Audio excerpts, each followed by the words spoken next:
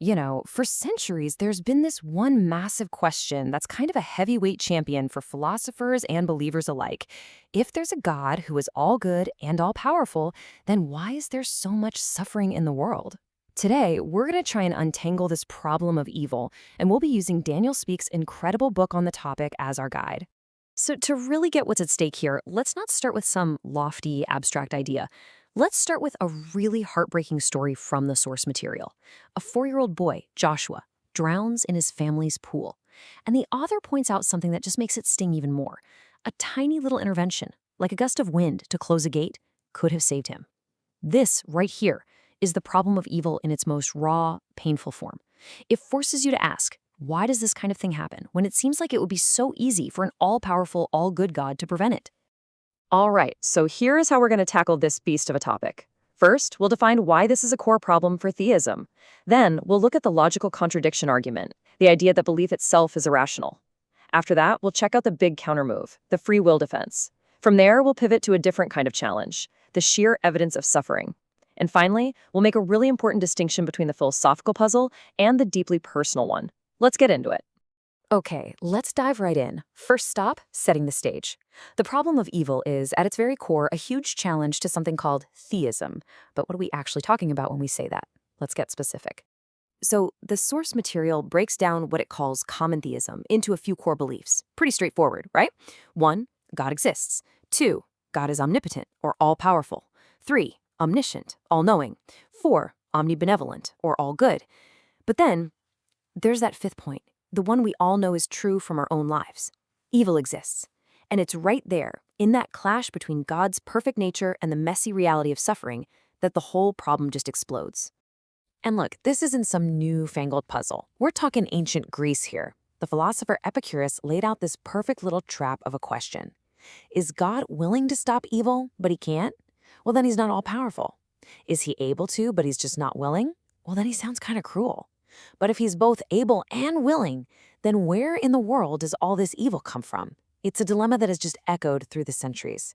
Okay, so fast forward a couple thousand years. How did this ancient puzzle become a sharp modern philosophical weapon?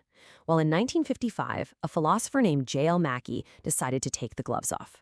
He argued that believing in God wasn't just, unlikely.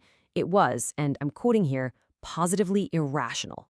Mackey's argument, wow, it was an absolute bombshell.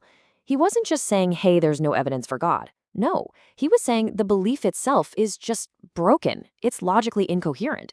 He compared it to believing in a round square. It's not just that it doesn't exist, it's that the very idea is a fundamental contradiction. For Mackey, if you believe in an all-good, all-powerful God, and you also admit that evil exists, you're just not thinking rationally. So how exactly did he build this, what feels like a logical trap? Let's walk through it.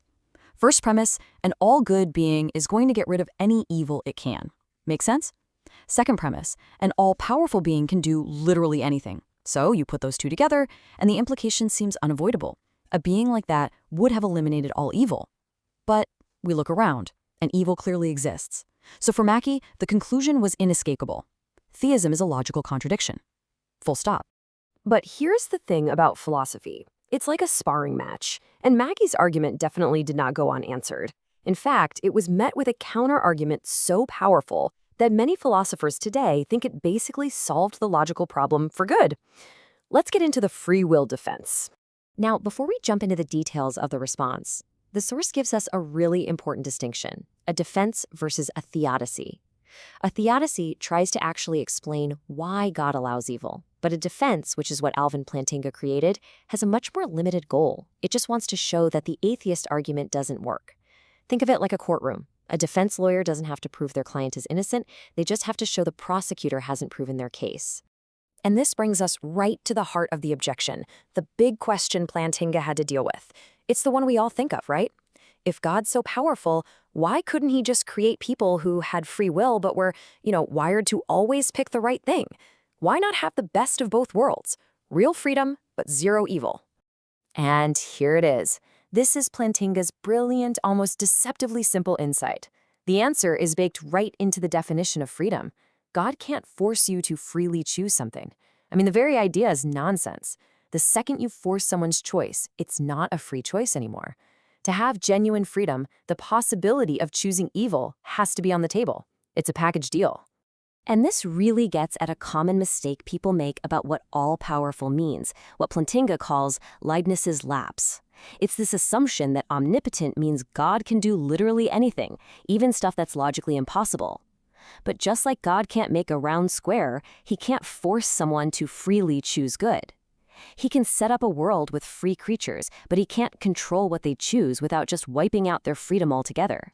So, okay, it really looks like the free will defense does a pretty good job of deflecting Mackey's logical attack. Theism isn't a flat-out contradiction, so case closed, right? Well, not exactly. The debate was far from over. The argument just shifted from the world of pure logic to the hard, cold, painful evidence of the world we actually live in. And this is where we get to the evidential problem. The whole question shifts. It's no longer, is belief in God a contradiction? Now it's, okay, but given everything we see, is it just wildly unlikely? This is the argument from philosopher William Rowe. He said, look, even if it's logically possible, the sheer amount and the types of suffering we see in the world make the existence of an all-good God highly, highly improbable. And to really drive this home, Rowe doesn't just stick to logic.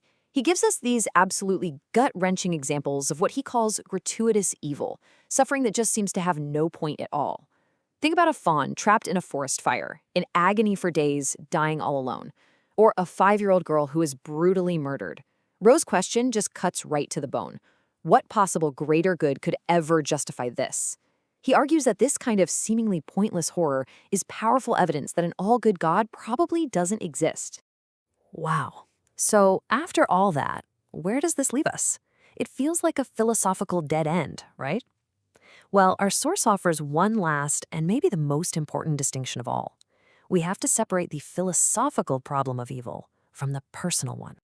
And this slide just lays it out so clearly. You have the philosophical problem on one side, that's the intellectual puzzle. The question is, how can we think about this logically? Then you have the personal problem. That's the lived, raw experience of suffering. And the question there is completely different. How can we live with this? One needs arguments and logic, the other needs empathy and comfort. And as the source says, a philosophical argument is not a hug, and a hug is not a philosophical argument. You know, the author shares its really powerful story about a student. Her father was dying from Lou Gehrig's disease, and she came to him right after a class on this very topic. And he realized in that moment, what she needed wasn't some clever philosophical argument. She needed empathy. She needed support. It's a reminder that these aren't just intellectual games we're playing. We're dealing with the deepest pains of being human. And so, we don't end with a nice, tidy answer. We're left with a question that brings this whole high-level debate crashing right back down to earth. Does understanding all the logic and all the arguments actually change how we face the brutal reality of suffering? In the end, this whole philosophical puzzle forces us to look in the mirror and confront not just the nature of God, but the very nature of our own humanity in a world that is just full of both breathtaking beauty and unbearable pain.